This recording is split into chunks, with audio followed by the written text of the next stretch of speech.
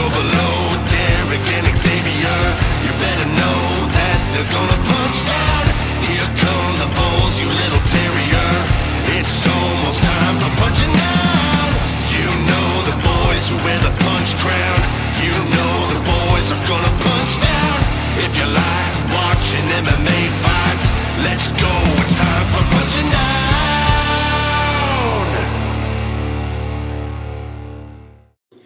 What's up and welcome back to Punching Down, everyone's favorite MMA podcast that has been on hiatus for some time now. Not on purpose, actually. Yeah, we're just two very successful people. Yes, busy schedules, but we definitely did not record a whole other episode and get too drunk to actually hit the record button. And that definitely didn't destroy our will and power to do this podcast. We recorded the greatest episode of all time, and you guys will never get to see it. We won't even get to see it. We don't even remember it, but we know it was good. It was sick. Volkanovski won the belt that night. Wasn't that the night? I think so. It's been so long now. It's been a long time. All I can remember is him getting folded by Ilia. That was before. Like, we'll get to Ilia. We got lots to say about Ilia today, but we missed a whole basic episode we recorded. It was amazing. Got to the end.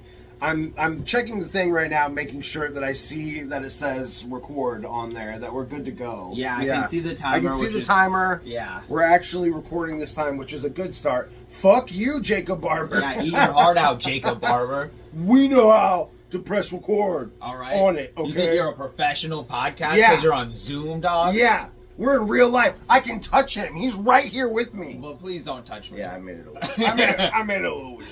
He brought me into his bedroom to record content. All right, guys. Hey, link in bio, baby. Subscribe, baby. Little pepper emoji. We spicy. Hey, speaking of spicy, let's get into this spicy meatball of a pay-per-view that we had this last Saturday. We've been waiting to talk about this. He's texted me about it. I say, shut the fuck up. We gotta talk about this on the podcast. Yeah, UFC 317. Holy shit. This is the card that gets me back into UFC. It brought me back in, bro. He was watching WWE. Okay. Shame him. Like Cersei. Oh, okay. Shame. I'll get naked. I'll walk through the city, okay? I enjoy some WWE from time to time. Some? John Cena became a... Okay, we can... No! Okay, this is the MMA... Yeah, we can't see his name. Stop. We can't see John Cena on the MMA podcast. No WWE. But yeah, so I've been watching a little bit of that, so it kind of has been taking up my time, but... UFC 317. Brought me back in, baby. Brought him back in. That I'm Josh Van fight. Oh my... Van versus fucking Brandon Royval. Crazy. Holy shit. Candidate for fight of the year. For sure, dude. They sat there, they swung in the middle, and it was highly technical, and it was just two different striking styles. Like, Royval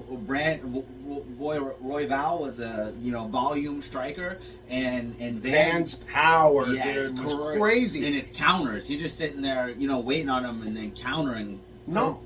Not only his counters, but the fact that he has the shorter reach. Yeah. And that he was able to get to those counters. That he was able to close the distance and just... It was crazy. I don't know. Royval's chin is legendary after that. Yeah. He would have folded anyone else with those shots. 100%. I think a lot of other flyweights especially are going to sleep after a few of those counters. Oh, yeah. For sure. It's crazy, dude. Like, just the sound of the punches connecting, I was like, this guy...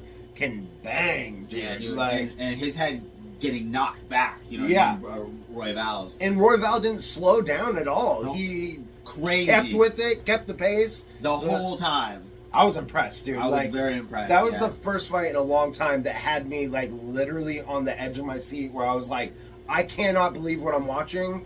What is going to happen here? Like, it was crazy. Yeah, dude. That was a great fight. What other fights stand out to you? Because I didn't watch the prelims. I watched the main card, but I'm trying to think. There was a knockout in the prelims. I was scary. Oh, scary! It was. I remember. Jack Hermanson. Yeah. I heard about it, but I did not watch it because I watched the post-fight press conference, and Dana, they were asking him for updates on him. They said he was doing okay, but it must have been a pretty gnarly knockout for... Yeah, it was one of those ones where it's like, is he going to be all right? Like, yeah. He probably took years off his life, unfortunately. One of those knockouts that's like literally career-changing. Yeah. Sometimes those knockouts can be like even personality-changing. Yeah. Like, you're a whole different person when you wake up, you know what I mean? He Oh. went to the shadow realm, to say the least. But other fights that were like that, I mean, honestly, some of the fights these days there have been some bangers lately. You know what I mean? There's been fights. There was, not too long ago, I'm blanking on the name, but it was on the Hill versus Khalil Roundtree card. Yeah, and it was a great fight. I missed that one. It was a fight night. Yeah, it was a prelim that was insane. I'll get back to you on that. Yeah, before we go too far in the back or too far in the future, we got to talk about Ilya, because He's a problem. Ilya is that fucking guy right now. Not many people can say that they're that fucking guy, and he is that guy. In mixed martial arts, what he has accomplished in the last 2 years is unlike what anyone else has accomplished in a very long time. Yeah. And just the fashion in which he's finishing these people, to call a first round knockout of Oliveira and go out there and do it that viciously is just crazy. Anyone else calls out Oliveira and says they're going to knock him out in the first round, I'm like, you're full of shit. You're not knocking him out in the first round. Yeah. His chin is great. His defense is great. Everything about him, it wouldn't make any sense. I wouldn't believe it. But Ilya, his power's crazy. Yeah, he is. They're putting people to sleep. Oh yeah. Literally, he slumped him over. Yeah, which is insane. He was already knocked out off the right.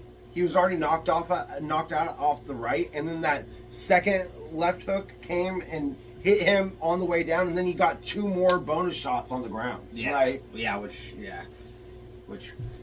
he was out already.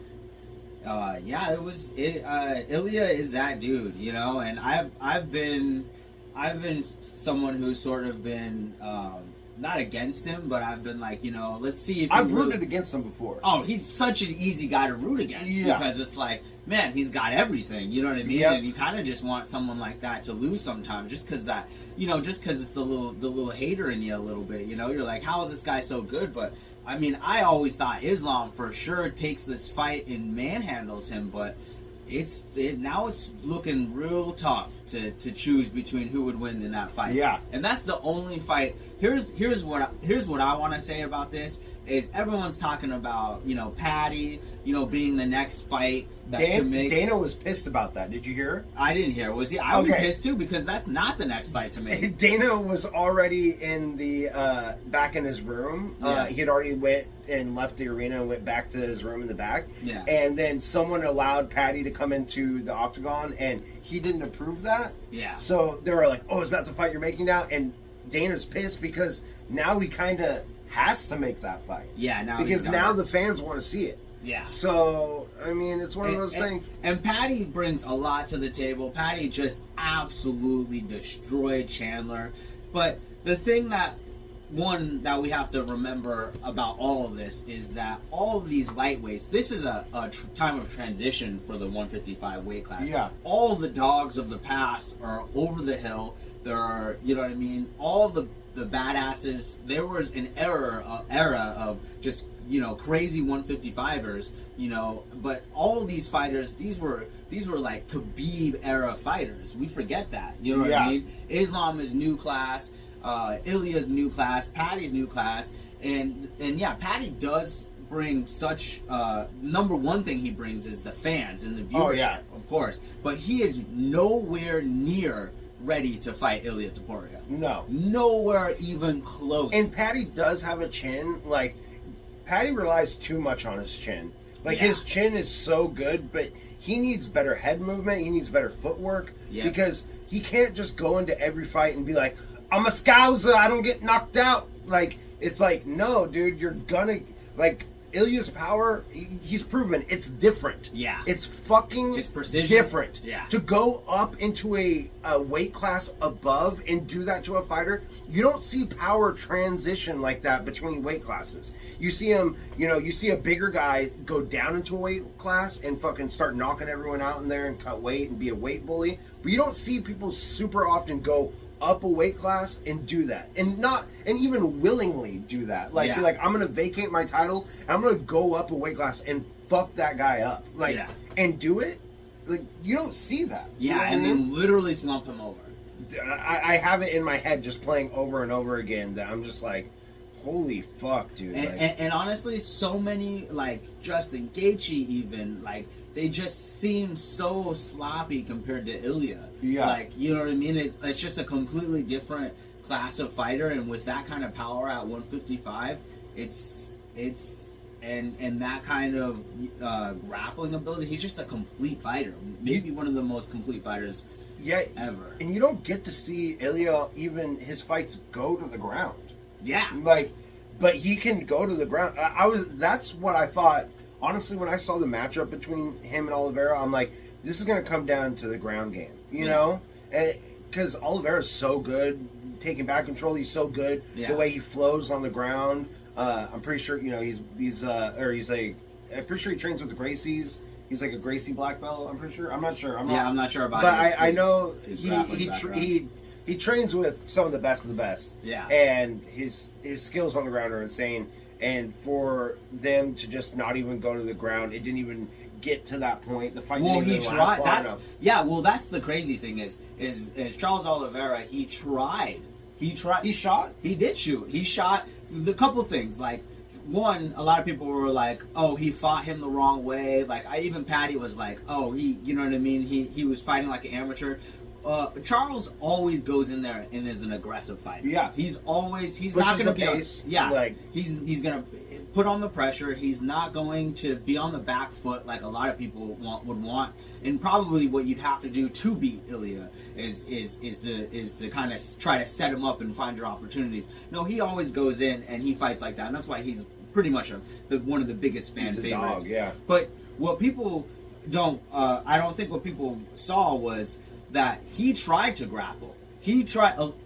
Charles tried to take him down, and Ilya is so good that he forces them to box with him. Mm-hmm. He forces them to fight in his range. He was trying to take him down. He was trying to work him in the clinch. He had very, very limited success, maybe moving him a little bit, but not as much as I thought. I thought once he grabbed a hold of him, he was going to be able to kind of whip him around. He was not able to do that. And he did shoot on him, and he quickly got reversed and ended up on bottom, which the ground and pound, just those hands that he's got are just, they're heavy-ass hands. It doesn't make sense for his size. Like, it really doesn't. No. Like, when you see the punch connect and, like, you see him, you're like, okay, but it just, the power, the equation of the power is just different. It's different than anyone else. Like, I haven't had a fighter excite me like this in a long time. Yeah. Like, this sets up, like, super fights. Like, he could have a run like Anderson Silva or McGregor in their prime. You know what I mean? This is the guy right now.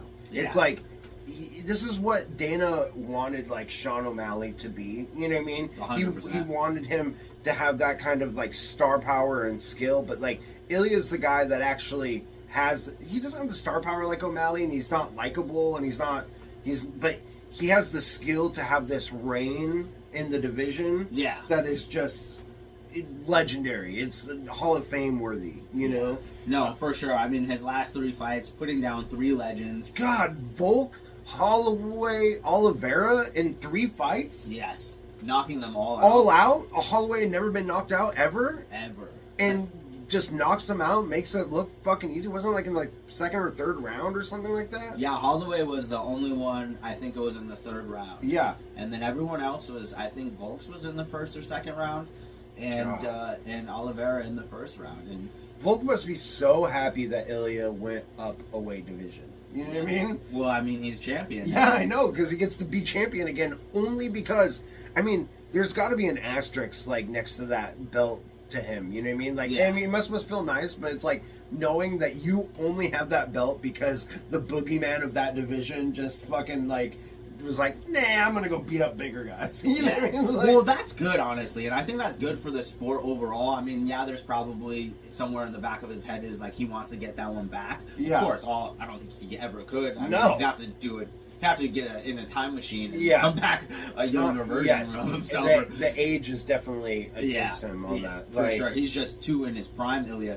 But I like the fact that these people are going up. I like the fact that Islam's going up. I like the fact that Topuria is going up because it sets a new standard for these fighters to fight at a more natural weight class. I am anti-weight cutting to begin with. Yeah. I think weight cutting is sanction cheating. It Like, is, and yeah. it's, and it's built in, and it doesn't do any.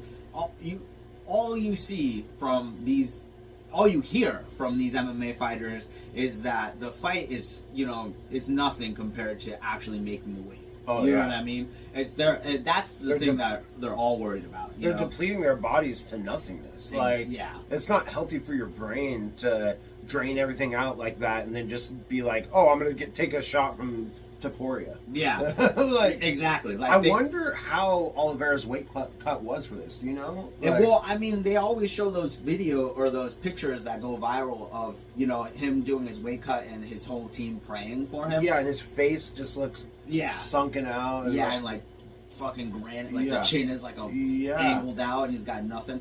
And that's just like, if your whole team is praying for you during the process, yeah, you might not want to do that anymore. You know No. what I mean? Like, so and at that age too, you know what I mean? Like, I was weight cutting for wrestling when I was a kid, and it totally, I think, messed up my metabolism in a way. Kind of, at least influenced it in quite a bit.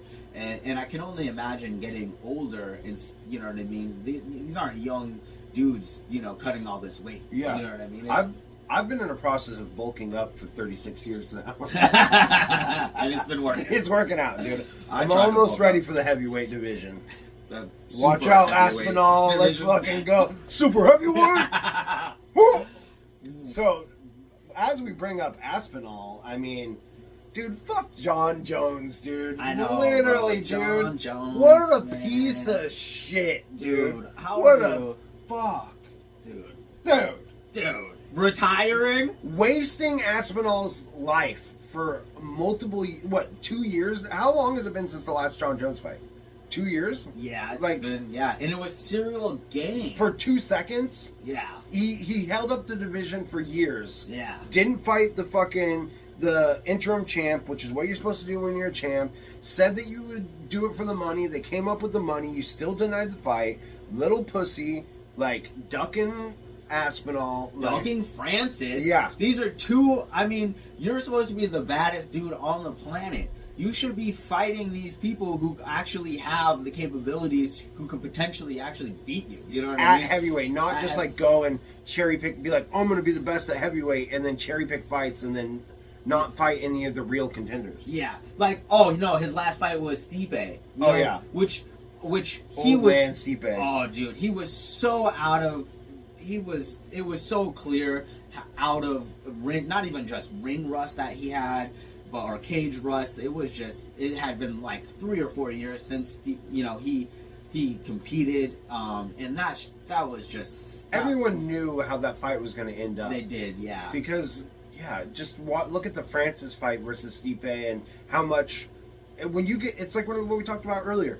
The way that Francis knocked out Stipe, that is a career-changing knockout. Yeah. The way when his leg like folded over, you remember when he went down? It was just the way he went down was scary. Yeah. Dude, that fight, I could see it in Stipe's eyes. I know we're like bouncing around, but like, when Francis stuffed the first takedown, and that fight with Stipe, and Stipe's eyes were like, oh fuck, he can wrestle now. Like, this is not defensive, good. Yeah, defensive.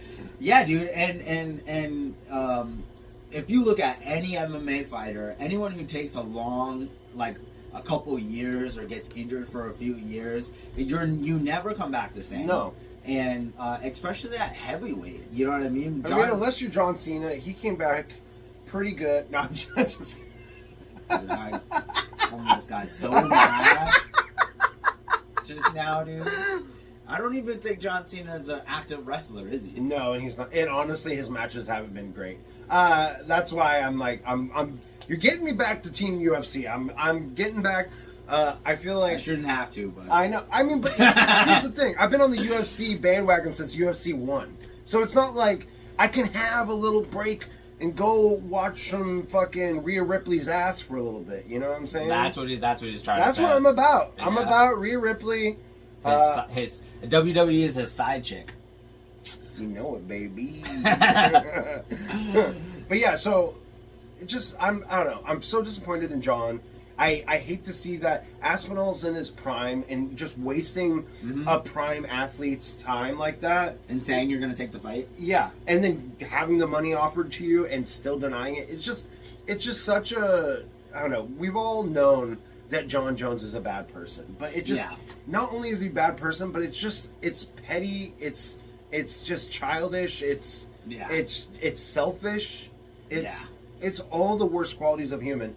And then he retires. Then it comes out that he got another DUI hit and run. Yeah. He's saying some crazy shit. He was saying that he's like threatening the cop. Yeah, he was like, my brother's killed for less or whatever. Yes. And I was just like, wow, dude, you definitely sound like you're fun at a party, bro. Yeah, he's showing his true colors in a way that is just it really just shits all over his legacy. Like, you can't have like this great legacy, the GOAT, or all this shit when you're just the worst person outside of the sport of all time. And he does have PED allegations as well. Oh, dude, Ariel Helwani lit him up. Did you see that? I did. Yeah. Yes. I love Ariel. Dude, he said it. I couldn't say it any better. You know what I mean? Yeah. The way he went after him and with the PED, stuff and all that was just a perfect. Remember clip. back in the day when they kicked him out of a UFC event, Ariel? A lot of Dana did not like him. He had beef with Dana. Yes, he still has beef with Dana because he released the Brock Lesnar stuff before they announced it. Oh yeah, that's before right. UFC That's announced right. it. So that's where. Yeah. That's why they hate him, is because he has like all these inside sources and he releases stuff before them, and yeah, they didn't like it. But Ariel's I think he's what the standard for MMA media should be. Oh yeah, fucking expert, dude. Yeah, I can always listen to him. I mean, it's not like these fucking two idiots. You know what I mean? Yeah. You're like one idiot. Speak for yourself. Speak for yourself. But I am fucking genius, dude. I said manifesto in my set last night. Yeah, and no one knew what I was talking about. These words too big for us. It was like them 4-syllable words. Yeah, it was Think 12th grade. that shit was hilarious. Right? Dumb it down for us. So who do you want to see Aspinall fight now? Because that fight was one of the only fights that I was like looking forward to for like a long time, where I was like, this fight gets me really excited to watch. Yeah. Who is next for Aspinall in the heavyweight division? Like, there's nothing really. Who is a fight to get excited about? Like, I love Cyril Gane, but he shouldn't be the one because his grappling is not there, and he doesn't really pose a threat. You know what I mean? And I don't think he really poses too much of a threat. I mean, he's a very talented striker, an insane athlete. The movement that he has at that kind of size is insane. But it's just when you have like basically almost blue belt level grappling, you're not going to win a freaking UFC title. And everyone sees that glaring weakness in your game, and everyone's going to exploit that, because that's the way they watch this, blueprint to defeat you, and then everyone's just going to follow that blueprint over and over again, unless you plug that hole in your game, and it just I can't think of a single heavyweight that I'm excited to see Aspinall fight, and it sucks because I really like Aspinall. He seems like a really chill dude. But who could get me excited to buy a pay-per-view to watch Aspinall that I don't think that Aspinall is just going to walk through with ease? And it's so crazy because heavyweights have historically been the people everyone wants to watch. Yeah. You know what I mean? And now, like, you know, it's kind of like the heaviest weight class and the lightest weight class, the flyweights. They're cleaned out. There's very little interest in the heavyweight title bouts. There's always been, I mean, there's a lot of interest in. I love Pantoja. He's a master to watch. But you know, him against Josh Van, that's going to be an interesting fight. But it doesn't have the star power and his grappling. To a casual. Yeah. Well, to hardcore fans, we're going to be like, that fight's going to be fucking awesome. But to someone that doesn't know the sport and they kind of only watch it casually, they're not going to be like, Joshua who? You know, they're not going to know Joshua Van. They're not going to be excited about it. It's not going to sell pay-per-views. You know what I mean? Well, yeah, I just meant because I mean, I haven't seen Josh Van really grapple, but there's a level that Pantoja is on, and and it's like it's not like he's gonna stand there and bang with Josh. You know what I mean? Yeah. Like, he's not gonna stand there and strike with him. I mean, he might strike with him a little bit, but he's definitely gonna wrap him up like he just did to Kaya France. Oh yeah. And then it's donezo for that. So it's just like it's hard for me to think of, in that same vein. It's hard for me to think of someone that Tom doesn't wrap up in a heavyweight division. Yeah, it's like, I mean, who's at the even top of the division right now? We got Gain. Is Derek Lewis still doing anything? No, like he's. I don't even know if Derek Lewis is still ranked. Yeah, I don't even know who's. I know there was Volkov. one. Yeah. But I mean, there's a couple names, but not anything that's like. There's no other fight for Aspinall right now that is just. I mean, Gain is probably the biggest one that you could make. Yeah. As far as pay-per-view interest. For sure, the UFC fucked up by losing Francis. Yeah. Because that would be the fight to make. Oh, yeah. Francis came back, then yeah, that would get people excited. People would be into that. But besides that, there's not much for him, and it sucks because I want to see him have this, you know, type of title reign and have the opponents to make these big fights. You know what I mean? It's like Jon Jones had DC. You know what I mean? Like fucking. Anderson Silva had Chael Sonnen. Like, I want to see these fights that can set up these you know, rivalry. Yes. We got a lot. We got robbed of a potential rivalry because Jon Jones decided to take his ball and go home, and that's bullshit. It's so funny because I mean, I know you don't want me to bring WWE up anymore on this podcast, but it actually makes sense. So the whole thing with John Cena and his heel run right now, he won the championship belt. His whole thing is like, he's like, as a heel, his thing, what he's saying is like, I'm going to take this belt and I'm going to leave when I get done with this, and I'm going to ruin wrestling for all of you. Like, that's John Cena as a bad guy, what he's been saying in the show. And that's what Jon Jones just did. Like, literally. He literally did it. I'm going to ruin this division. I'm going to take this belt. I'm going to go home. Jon Jones is a real-life heel. Like, he is. He's the biggest heel. He's the biggest piece of shit that exists. Like, what other heel activity do you know besides crashing your car into a fucking... That's more... And then calling the police off, and then talking to the police later. And threatening him. Oh, yeah, my brothers kill people for less. Yeah, it's like, crazy. Fuck you, dude. What percentage of you believes that maybe he is playing it so he can unretire as a big in a fight? I don't think so. The only thing that would make Jon Jones unretire is if Aspinall died in a freak accident. You know what I mean? Yeah. And then Johns would be like, all of a sudden he'd be like, yeah, I got 5 more years in me. Yeah. He just doesn't want that fight. He knows this is a bad matchup for him. Yeah. He knows he's going to lose. He knows that Aspinall has no weak areas in his game. He's great on the ground. He's great on stand-up. Yeah. It's just a bad matchup. Yeah, it is a bad matchup. He's a big athletic guy. You know what I mean? You know? It gets me fired up. It gets me irritated. It's just, I don't like to see... I want to see Jon Jones lose. I want to see him get his, you know, what he deserves after all the shitty things that he's done to people, you know, just over the years. You know, it would be nice to see him lose. It's like, I'd rather see Jon Jones lose than watch Jake Paul lose. You know what I mean? Dude, like, honestly, that's how much I true. dislike Jon Jones now. Yeah, and because that's a big statement. And I used to love Jon Jones, but like the over time, him just becoming worse and worse of a person is just it makes him hard to root for, you know. Yeah, it does. It makes him hard to root for. It makes him hard to understand, like, why he does some of the things that he does, and you know, you just want to see him get his ass kicked at least once. Yeah. You know what I mean?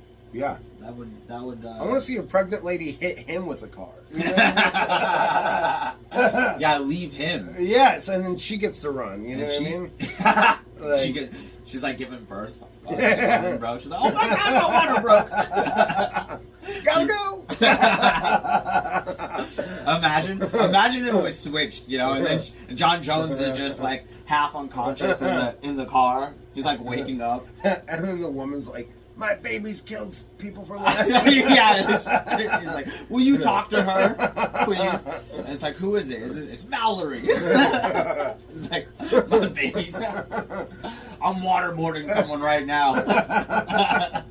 Oh shit! Yeah, dude. So that's how corny he came off in that call. Like, yeah, to say that kind of shit, it's like, bro. He thinks he's like fucking a gangster. You know, he thinks he's like a gangster rapper. Like, yeah, like who would even want to be that? You're a successful. Most would say probably the most successful MMA fighter. Yeah, you know what I mean. Like, and it's just like, why would you even want to be like this? Like, you know, my brother's killed. You know what I mean? And why? And fucking his brothers are like watching the news, probably being like, bro, yeah, they're all like, what are you doing? Yeah, what are you doing? What are you saying? You said that on TV? Yeah. Bro, don't fucking say that. Like, yeah, like, because his brothers, they're all like ball players. Yeah, they're all NFL. Yeah, they're all like professional. That. You know, like they're cool. They're probably cool as fuck. Yeah, they're like, bro, don't tell them that we kill people. Like, yeah, I tackled someone on the Eagles. It's yeah, it's different. Yeah, that's yeah. I mean, I didn't mean to give him a concussion. I'm just part of the game. So, getting off of Jon Jones, I don't want to talk about that piece of shit any longer. Let's look towards the future. We got coming up in later this month. We got Dustin Poirier. Yeah, Poirier versus Gaethje. Was it Gaethje or no? Versus Holloway. Holloway. And it's a retirement fight. Yes, that's gonna be good. Yeah, that's gonna be a good fight. I hope that. Are they both coming off a loss? Yes. Who did Dustin beat? Saint-Denis, or was it? Is that his name? Dustin beat the French guy. Fucking I keep saying Saint-Denis. No, don't look it up. All right. We can't look up anything. We know everything off the top of our heads. We're MMA experts. Yeah. French-Canadian guy. Special Fortune. Benoit Saint-Denis or something like that. Anyways. I'm fucking up his name. He beat him, and then who did he lose to after that? Didn't he lose to Oliveira? That sounds about right. So Dustin will come off. Holloway's coming off versus. Oh yeah, he did beat. He bought. It was a jiu-jitsu guy, Benoit or whatever, and Benoit something like that. Yeah, and then it was actually of course, it was a really good fight because he's a dog, and he was losing that fight, and then he ended up knocking him out. I know what you're talking about. Yeah, he beat him, and then he lost his next one, and then Holloway lost versus Topuria. Yeah, he got. So they're both coming up. I'm curious to see how Holloway looks coming off of a loss like that. You know, having never been. If Holloway comes out and he's much more timid, if he's going to be less likely to stand in the middle and just bang. You know, well, no, he's definitely going. I mean, as long as he comes out looking the way he did when he fought Justin Gaethje, yeah, he'll be fine. And but it's hard to come off of a scary knockout like that. Yeah.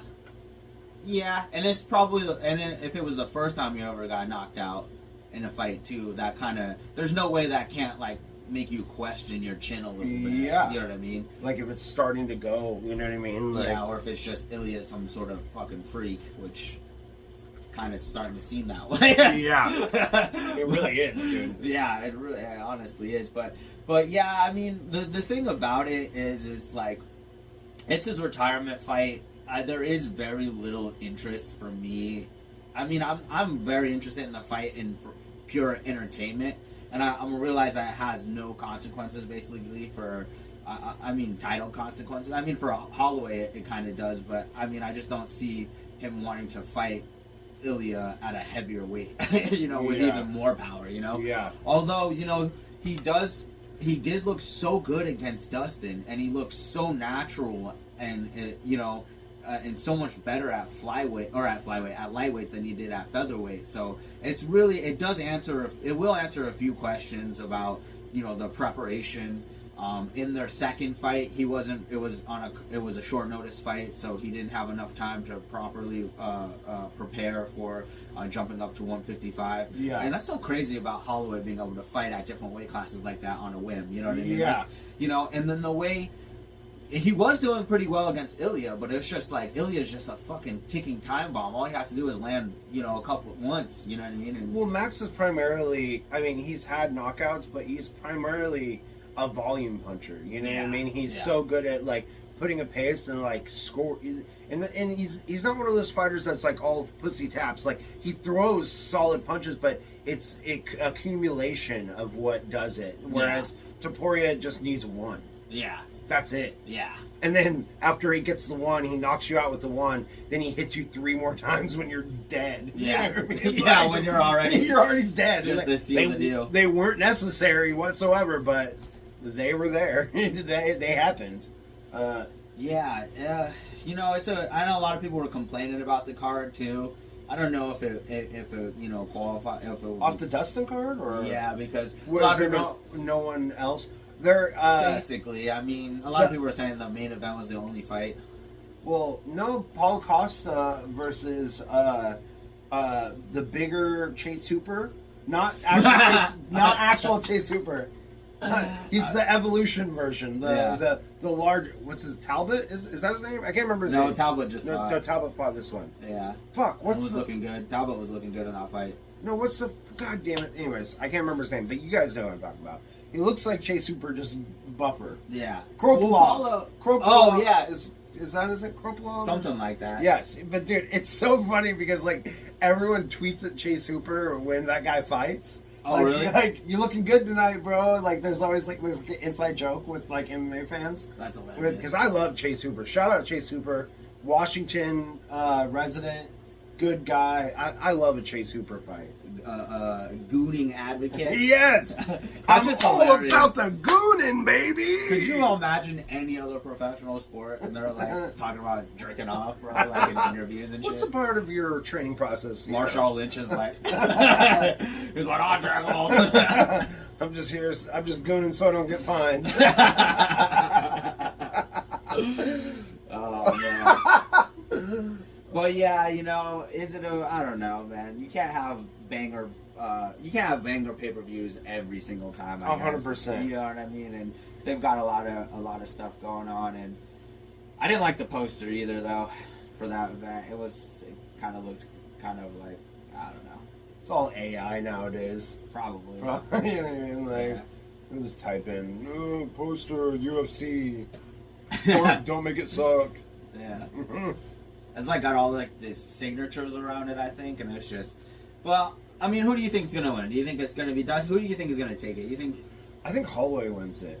I do too. I think Holloway coming off a knockout is going to play it very smart in this fight. I think he's going to use Holloway's going to have more distance, and I think that Holloway's going to play the distance game very smart, leg kicks, jab. I think that he's going to be able to keep Dustin on the outside. Yeah. And that Dustin's just going to be trying to, like, it's his last one, so he's just going to be swinging like a pit bull, you know what I mean? Like, just coming out. Yeah. It's not even a saying. I just made that up. That doesn't really make sense. Yeah, swinging like a pit bull. Dali. I like it, though. Mr. World. I like it, though. Well, swinging. Stupid. He's talking about dog dicks. They swing balls. They swing. I wasn't. He's like,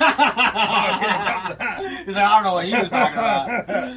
No, but yeah, I think Holloway does take it too because I think the motivation is just there for Holloway at this point. He's 0-2 against Dustin. He's wanting to build a claim to another title shot at 155, and beating Dustin does definitely make a lot of progress in that goal. Dustin, you know, it is his retirement fight, so there is a lot of, you know, probably a lot of motivation to win. But I mean, when they're also doing it for the BMF belt. You know what I mean? Yeah. So it's kind of like, I'm trying to put myself in the shoes of Dustin, and it's like I wasn't able to get the actual UFC gold, but I don't know if that would make me more motivated or not more motivated for the BMF belt, because it's kind of like my last shot at a belt, but it's not even like a real belt. So Yeah, it's like, but who really cares? But You know here's what I the mean? thing: the fans like the BMF belt. Like every BMF fight has been a banger. I mean, when they first brought it out versus the we watch your foot. Oh yeah, sorry. So we are. But when they first did the BMF final with Masvidal versus Diaz, Yeah. was the first one. I was kind of like, this is so dumb. They're gonna have The Rock bring it out and all this stuff. I thought it was That was dumb. lame, yeah. But every fight, the actual fight for the belt, has all been fucking sick. Yeah, the fights. Like, every single time, it's good. Yeah. So I mean, if I'm Dustin, like, I'm leaving with the belt. You know what I mean? Whether it's the gold or whether it's the fucking silver or BMF, you know, I'm leaving with the belt. So I think that Dustin will come out highly motivated. He's going to look good. And he has the puncher's chance. Like, if he can, especially with Holloway having been knocked out now, I believe it's possible. Like, if you before the Topuria fight, if you said, if we're talking about this same fight, I'd be like, there's no way Holloway's getting knocked out. That makes sense. Yeah. So now that you've seen it done, now you've seen it done. It's like it's another one of those things where there's a blueprint, and people, if they catch them in the right place at the right time, could be fucking. It could be, you know, crazy. Yeah, it could be. I mean, Show stopping. It could be. Yeah. I mean, I could see where the motivation would be there. I just don't know if like there's anything like in the back of his brain that would be like, oh, this is just like a consolation belt or a consolation sort of. No, I think it will mean a lot to him. He's going to be, especially he's doing it for his final fight. It's in his hometown. Yeah. I mean, all of that is what would motivate me for sure, but all of that also would kind of almost, because it's like the night's already about me whether I win or I lose. You know what I mean? So that's kind of, and I already have 2 wins over Max. You know what I mean? So that's why in my brain, I don't know if I. Poirier has 2 wins over Max already? Yeah, he's got 2 I wins. thought it was 1. No, he's got 2. He's got 1 at 145 and then 1 at 55. Because back in the day, Dustin used to fight at 145. Yeah. Yeah. That's how him and Connor fought the first time at 145. Mm-hmm. Connor won, right? Yeah, Connor knocked him out in the first round. Yeah, it was. I just feel like, you know what I mean? I'm ready to, if my retirement fight, I'm ready to fucking party. You know what I mean? So it really, it just depends on, like you said, which, you know, it depends. He very well might come out and just be absolutely bent on taking this title, absolutely focused on beating the shit out of Holloway. You know what I mean? But I think it's just going to be a fun fight for sure. Mm-hmm. And like you said, every time they do the BMF, it is a fun fight. And so before we wrap this up here, is there any other fights on that card that are exciting that you can think of? I know Paulo is fighting. Paulo, I can't even think of the co-main at the moment. Yeah, so I think John Cena's on the card. Bring him up as much as possible. Yeah. You got any shows coming up or anything like that? I do have a show on July 17th at Tacoma Comedy Club downtown. Yeah. Bring your show. Fucking buy tickets. Yeah, buy tickets. Put them in the description. Yeah, whatever. You know, you'll find them. You got to put my name in the group code, or they will kick you out. But yeah, that's gonna be a great time. I'm gonna spit the hottest 10 minutes you ever seen. Yeah. I am featuring on the July 19th Stone Goose Showcase. Go check that out. It's in Lacey at Beat Drop. You can find me at the Juicebox Jokers open mic every Tuesday at 8 o'clock. You can also find me on Open Mic Heroes every we film on Tuesday. Every Saturday morning at 9 a.m. Have a surprise guest host right here on this week's episode. So if you wanna check that out and go support it, go do that. It's gonna be a fun one. Got Logan Cantrell coming on. Hell yeah, I'm excited. Yeah, it's gonna be fun. He's actually about to be pulling up in about 4 minutes. So That's going to be it for now. We're not going to be gone for so long. We actually hit record on this episode, so you will be able to watch it.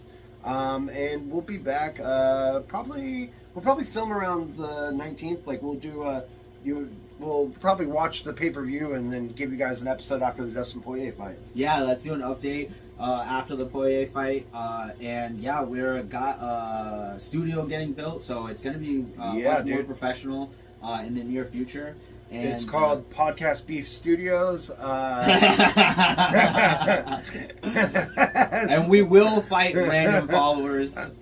We're gonna sanction cage matches with Allison Fine versus everyone she has beef with. And we will charge admission, so we'll see you there. She wants to squab with everybody, probably. Later. Peace out.